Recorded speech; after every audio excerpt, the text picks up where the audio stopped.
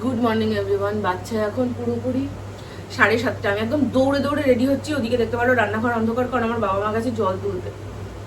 আমি সারাটা রাত ঘুমাতে পারিনি, তারপরেও আমাকে দৌড়ে দৌড়ে রেডি হতে হচ্ছে, কারণ ঘুমোতে না পারলে মানুষ কি করে উঠে রেডি হয়। আমার এত বাজে হেডেক হচ্ছে, না আমি ঘুমোতে পেরেছি, না আমার ঘুম থেকে ওঠার মতন শরীরের তাগদ আছে। বাজে সিচুয়েশন, বাট স্টিল আমি যাবই। ও বারণ করলো যে ছেড়ে দে, তাহলে আসতে হবে না। আর মা ওদিকে জল নিয়ে এসেছে। এই সানস্ক্রিনটা কালকে এসেছিল, তোমাদের সঙ্গে কাল আমার শেয়ার করানো হয়েছে। মা বললাম জল আনতে গেছিলো, জল নিয়ে এসেছে। তখন আমি ডটারকে সানস্ক্রিনটা অ্যাপ্লাই করব। তার মধ্যে টোটো পাবো কিনা বুঝতে পারছি না। র্যাপিডো অ্যাপটা ডাউনলোড করলাম, র্যাপিডো করে নেবো, ব্যাস র্যাপিডো করে বেরিয়ে যাবো। 500 টাকা ভাঙানি হবে। এই আমার বাবা প্রত্যেক দিন সকালবেলা বলবে 500 টাকা ভাঙানি হবে। কোথায় পাবো বাবা এত ভাঙানি? তোর কাছে কোথায় পাস আমি তো জানি না। প্রত্যেক দিন হয় আমাকে বলবে, না মাকে বলবে 500 টাকা ভাঙানি হবে, 500 টাকা ভাঙানি হবে। আমি আর মা যেন স্টেশনে বসি। এখন তো তাও বসতে দেবে না।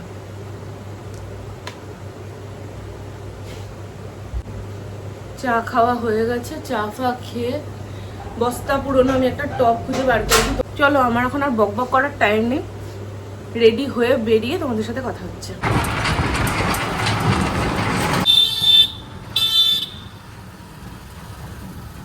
র্যাপিডো বাইকের জন্য বেশ কয়েকবার ট্রাই করলাম, কিন্তু কিছুতেই রিকোয়েস্ট অ্যাকসেপ্ট করছে না। আরও এক্সট্রা চার্জ চাইছে, মানে ওটা যদি আমি পে করি তাহলে আমার রিকোয়েস্টটা অ্যাকসেপ্ট করবে। তো আমার মনে হলো তার থেকে আমার টোটোতে চলে যাওয়াই বেটার। আর টোটো পেয়েও গেছিলাম লাকিলি। এদিকে দেখো কাশিমবাজার স্টেশনে আসার পর দেখলাম এখানে স্টেশনে কাজ হচ্ছে, কি হবে এদিকে জানি না, তবে দেখলাম আরও মনে হয় স্টেশনটাকে বাড়াবে বা কিছু। আর জানো তো আজকে বেশ অনেকটা তাড়াতাড়ি চলে এসেছিলাম, যেহেতু টোটোর জন্য বেশিক্ষণ ওয়েট করতে হয়নি, তাই খুব একটা দেরি হয়নি, একদম টাইমে চলে এসেছি। আর ওই জন্য স্টেশনে গেলাম না, বেশ ভালো হাওয়া দিচ্ছিল, ওপরেই অনেকটা টাইম আমি দাঁড়িয়েছিলাম। বাচ্চা 8:05, বেশ তাড়াতাড়ি চলে এসেছি। বেরিয়েছি, র্যাপিডো বুক করার চেষ্টা করলাম, কিছুতেই বুক নিচ্ছে না। বেরিয়েছি, টোটো পেয়েছি, চলে এসেছি। অ্যানাউন্স হচ্ছে, তবে আমার ট্রেনের নয়, এই সাইডে যাবে। কি শুনলাম কে জানে। যাই হোক, আমার ট্রেন 8:17, টাইম আছে, তাই জন্য আমি উপরেই দাঁড়িয়েছি। এত সুন্দর হাওয়া দিচ্ছে, ফুরফুর করছে চারদিকটা। ও বেরোবে, ওর বেরোতে বেরোতে 8:30টায় বেরোলে ও ঠিক টাইমে ট্রেনটা পেয়ে যাবে। দেখা যাক কটায় বেরোয়, প্রত্যেকটা বার লেট করে। আমি বলেছি আমাকে টেনশন দিবি না, তাড়াতাড়ি বেরোবি।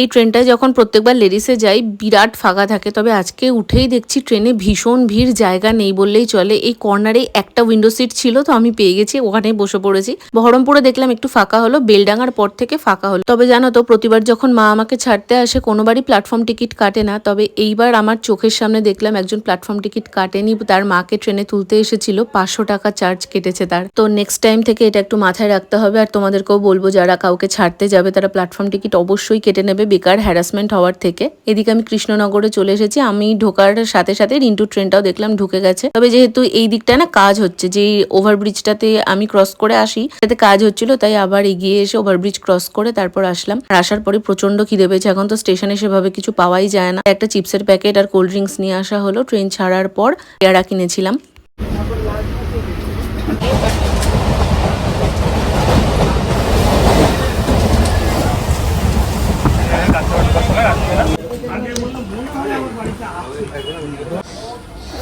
রোদ, নেককাটা রোদ না, যেন আরও বেশি গরম লাগছে। প্রত্যেকবার তো র্যাপিডো করে নি, এবার আর র্যাপিডো করিনি। আর আমার সানগ্লাস নেমে মনে হচ্ছে এক্ষুনি মাঠে পড়ে যাবে।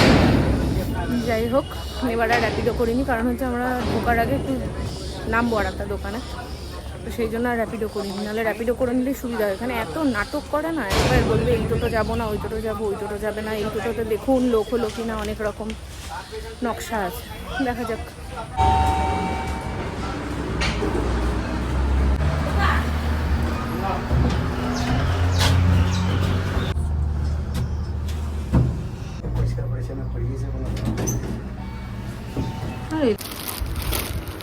এটা তোরটা?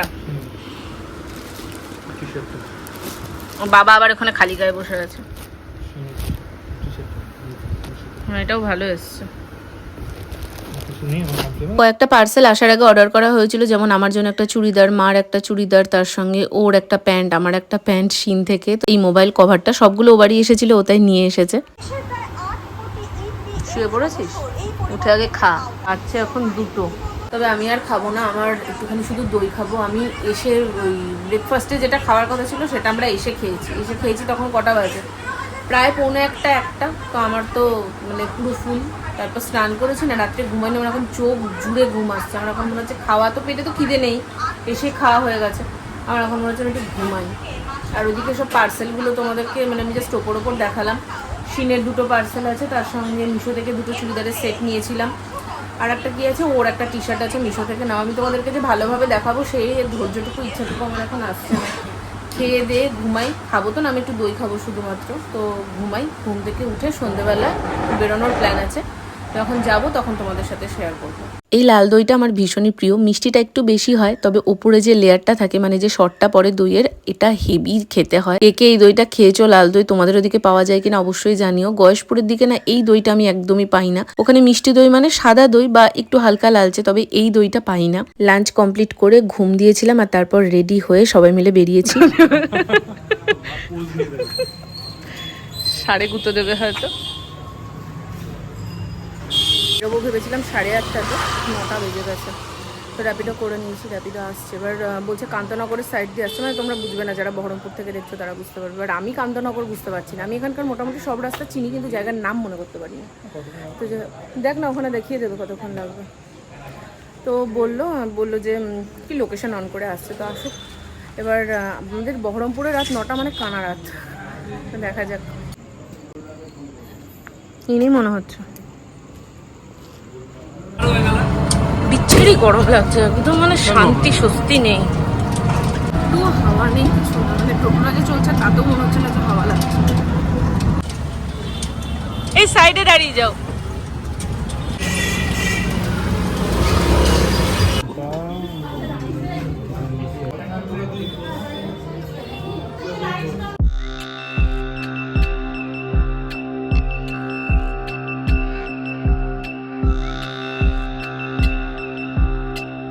প্রথমে আমাদের প্ল্যান হয়েছিল অন্য আর একটা জায়গায় যাওয়ার, কিন্তু যেহেতু বেরোতে অনেকটা লেট হয়ে গেছে, ওখানে যেতে গেলে অনেকটাই দেরি হয়ে যাবে, আবার বাড়ি আসারও ব্যাপার আছে, সেই জন্য আমরা গসিপ মোড়ে এসেছিলাম। এটা তাও মোটামুটি কাছাকাছির মধ্যে। আর এখানে আমরা এখন মেনু ডিসাইড করছিলাম। প্রথমে তো ভেবেছিলাম ফ্রাইড রাইস খাবো, কিন্তু কালকে বাড়িতে ফ্রাইড রাইস করার প্ল্যান আছে, সেই জন্য একই জিনিস পরপর দুদিন ভালো লাগবে না, তাই বাটার নান অর্ডার দিয়েছিলাম আর তার সঙ্গে চিকেনের 2 রকম আইটেম অর্ডার দিয়েছিলাম। তোমাদের তো সকালেই বললাম যে মিশো থেকে আমি 2টো 3 পিসের সেট নিয়েছিলাম, তবে মার জন্য যেটা নিয়েছিলাম মার গায়ে সেটা ছোট হয়ে গেছে, তাই জন্য আমি নিজের জন্য যেটা নিয়েছিলাম সেটাই মা আজকে পরে এসেছে। এই চুড়িদারটা আমার এত পছন্দ হয়েছে দেখা মাত্র, কাপড়টা, তার সঙ্গে ওড়নার ডিজাইন, সামনের ডিজাইন সবকিছুই ভীষণ সুন্দর। আর দাম 500 টাকারও মধ্যে। তোমরা যদি সামনে থেকে দেখতে তাহলে বুঝতে পারতে জামাটার কোয়ালিটিটা কত সুন্দর। যাই হোক, এখানে আমাদের অর্ডারটাও চলে এসেছে। আর হ্যাঁ, তোমাদের যদি কারোর লিঙ্ক লাগে অবশ্যই কমেন্টে জানিও, আমি কমিউনিটি পোস্টে লিঙ্ক দিয়ে দেবো। 3টে অর্ডারই আমাদের একসঙ্গে দিয়ে দেওয়া হয়েছে, তবে যেন তো আমরা অর্ডার করার সময় স্যালাড অর্ডার দিতে ভুলে গেছি, আর সেইটা দেওয়ার পর কতটা দেরি করেছে স্যালাডটা দিতে। অ্যাকচুয়ালি অর্ডারগুলো দিতে আজকে একটু বেশি লেট করছিল, অনেকটা টাইম আমরা ওয়েট করছিলাম। আমার তো প্রচন্ড খিদে পেয়েছে, যেহেতু সন্ধ্যাবেলা সেভাবে কিছুই খাইনি, তবে খাবারের টেস্ট নো ডাউট ভীষণ ভালো ছিল।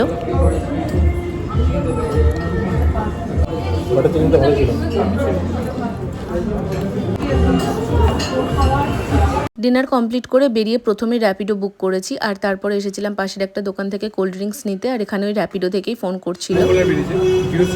হ্যাঁ, ডায়েট কোক। হ্যাঁ, 10 টাকার প্যাকেট আর ডায়েট কোক। ও ডায়েট কোকের কথা। ডিনার কমপ্লিট, বেরিয়ে এখন র্যাপিডো করলাম, কারণ এখান থেকে না যেতে গেলে আমাদের এক্সট্রিম ভাড়া বলবে, মানে উল্টো পাল্টা, যার যেমন মন হয় সে তেমন বলে দেয়। তো বেরিয়ে এখান থেকে আগে একটা কোল্ড ড্রিঙ্কস নিলাম হজম করার জন্য।